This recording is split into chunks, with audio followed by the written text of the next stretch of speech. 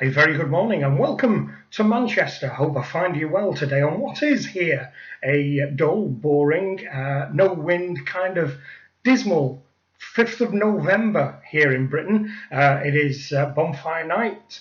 Remember the 5th of November. Not celebrated as it used to be when I was a little boy, but celebrated nonetheless. But I have a feeling, because the children are back at school now, that a lot of the firework displays and bonfires will, of course, be at weekend. So hopefully they'll have a good time. But having said that, fireworks have been going off here for the last few days, and we will no doubt see that now all the way through to New Year.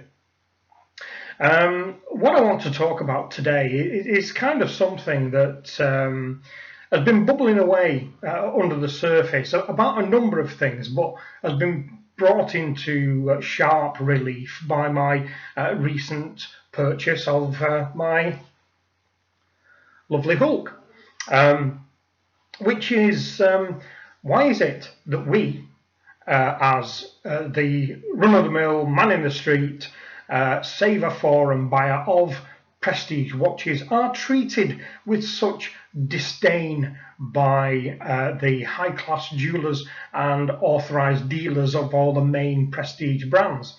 And when I say that, I mean that they treat you well whilst you're in there. They are courteous. They do as they did with me, offer me a glass of champagne or any other variation of beverage that I would like to consume. But as we're well aware, and as I'm well aware, they will not negotiate regardless on the quality of watch you're buying, the quantity of watches you were buying. Because as you know, at one point I was toying with the idea of buying two, and they would not even move on that. So I've kind of come to a conclusion, and this is a conclusion regarding life, really, not only buying the watches, which is we are treated badly for one simple reason, and that's because we allow it. Yes, people, it's our fault. Now, it comes in two versions that it's our fault. One that's partially not our fault, and when I say our fault, the normal man in the street who saves hard for his luxury timepieces, and another one where actually it is our fault. So let's take the first bit first. Where it isn't really our fault is, in my opinion, the ADs will say no to discount because they are confident that they have a secure client base, and that is to say a section of community who have an income which allows them to buy whatever they want, whenever they want, at the recommended retail price and not looking for discount. So you're going to get your professional footballers, or you're in America the ice hockey players or basketball players or American football players, for instance, who have more money than sense, and they can wander into an AD and buy their Hulk or whatever it is they want to buy with nil discount. It's not a problem at all because it comes nowhere in sight of making a dent in their weekly income. So the ADs are convinced, and quite rightly so, that there is that section of community who will never ever try to negotiate because they don't need to.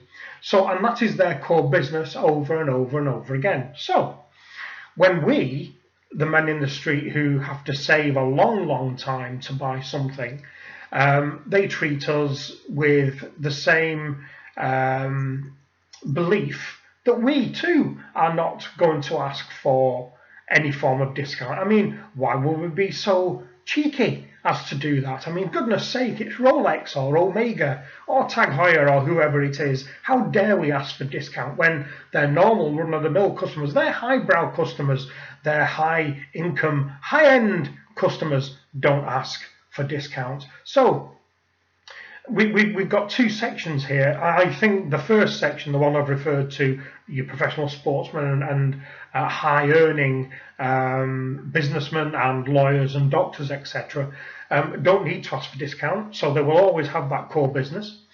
And then there's us. Now, the only way that we can counteract this group here, and therefore the AD in the middle, is for us to join together as a worldwide force and trust me, I know this is never going to happen, but as a worldwide force to say and stand as one and say, I'm sorry, we are not going to pay that kind of money for something that only costs 10% or 20% of the retail cost to manufacture. And we would all have to stand together on that and basically boycott ADs.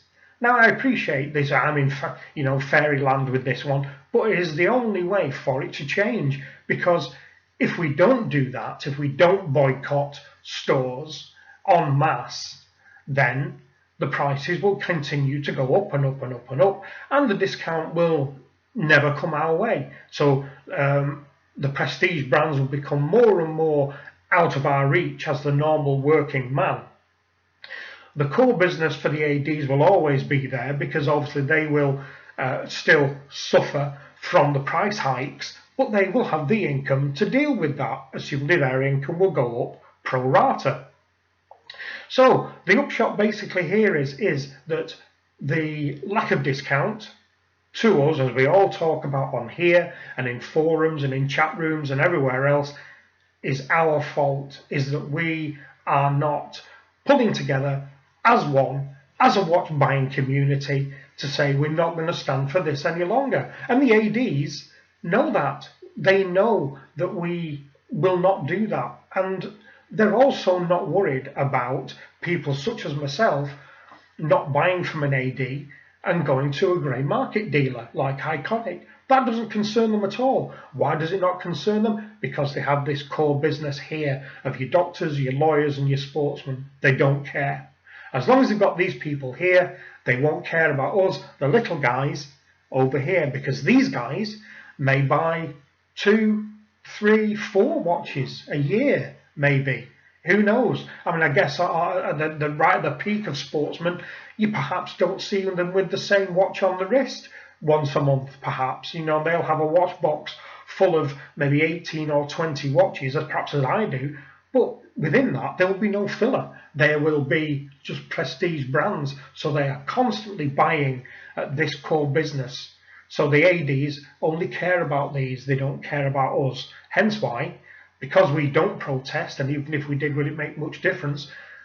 They're not going to negotiate. So if we want anything back, you have to do what I've done, which is go to a grey dealer and get yourself a deal on a credit card whereby you can go to a grey dealer, save money on your retail price, and get cash back on your credit card, as I did. So the discount from ADs never going to change, in my opinion. Would it change if we all stood firm? Maybe. Am I being a little bit of a fantasist here? Maybe. But that's the way it is, and I think we have to accept that. Certainly the very, very big boys. When you're talking AP and PP and Rolex, and to a certain extent Omega, we're never going to get discount. We're going to walk in there and say, right, okay, if I buy this cash, what discount are you going to give me? And they're in effect going to say, there's the door, don't let it hit you on the backside on the way out. That's what they're going to say. So, discount from ADs, that's it, our fault. Agree? Disagree? Am I wrong? Let me know. Drop a line down below. I've not checked any figures today, so I have no idea whether one, I have any messages, or two, I have any new subscribers. Do apologise. We'll check later on. Been busy this morning. Been a good Samaritan today. I have emptied out all my wardrobe of my jumpers, shirts, t-shirts, etc. That I don't wear anymore. I'm taking them down to a homeless shelter in Manchester, to somebody who hopefully will gain some benefit from them during the long, cold winter nights that are due to come our way in Manchester fairly soon. So that's what I've been doing this morning. So if you've got any spare clothes that you don't want, can I ask you to do the same thing? Don't put them in a charity shop where they just sell them on to other people. Yes, of course, that raises funds for the charity, but at least if you put them into a shelter, you know that people who've got actually nothing at all and live on the streets are going to benefit from things that you don't use anymore. So that's it for this one, guys. Any queries, questions, suggestions for this kind of nonsense, down below as always, and thank you very much for watching this. As always, if you enjoyed it, give it a thumbs up to counteract the inevitable thumbs down. And if this is your first time here, my channel is not all about watches, it does vary a little bit. By all means, have a look at my back catalogue, you'll see the variation in there, and if you're liking what you see, feel free to subscribe. Thank you very much for watching, and I shall speak to you again soon. Bye bye.